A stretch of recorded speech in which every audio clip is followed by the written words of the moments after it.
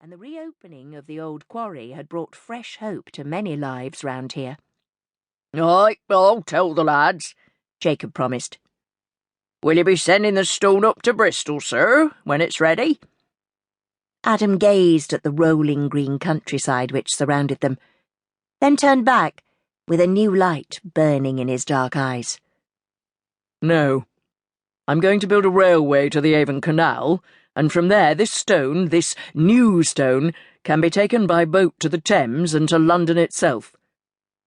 "But it's not your land between here and the Avon Canal, Master Adam. Leastways, not all of it."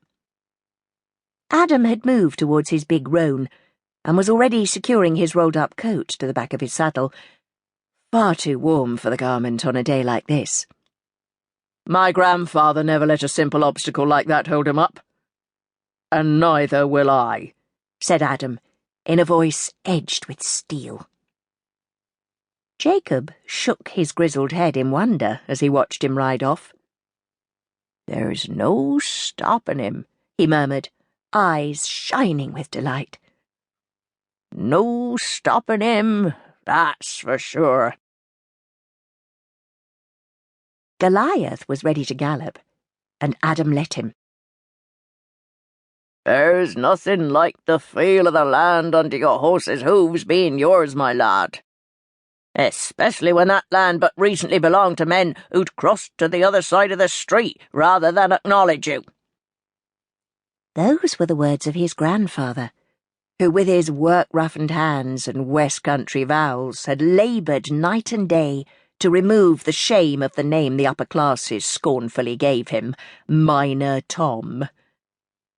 But they'd all come to Minor Tom's funeral, oh yes. All the gentry of Bath and London had hurried eagerly to the lavish ceremony, because they'd realised by then how much the man they'd despised was damned well worth. Adam's grandfather had wanted nothing more desperately than for his grandson to be accepted by the society that had spurned him. That wish had come true. But now Adam often thought that he was happiest on days like this, riding Goliath across Somerset's lush green hills, and knowing that the chief wealth of those hills, the fine stone beneath them, was his to be harvested. They'd said the Saldown quarry was finished. It had last been profitable 50 years ago. Then the expense of extracting the stone had deterred any prospect of new investment. But Adam had anticipated the surge in demand, and hence in price, for good building materials. He'd made his calculations and investments, and proved the doomsayers wrong. Now his detractors would say there was no way he could get the valuable stone to the canal, that vital water link to the Thames and London. Well, he would prove them wrong again. Suddenly a distant movement caught his eye. Another rider was enjoying the afternoon sun, and blatantly trespassing on private land. A woman. Eyes narrowed, Adam urged Goliath into a canter towards her. He swore aloud when he saw her turn her pretty dappled mare's head and set off away from him at a reckless pace. A stupid pace that was taking her towards the edge of another old quarry. Adam swung Goliath into a broad circle to head her off. The ground here was treacherous. Yes, the grassy slopes of Saldown looked inviting, but, disused quarries aside, decades of quarry debris lurked beneath the sheep-cropped turf, waiting to catch the unwary.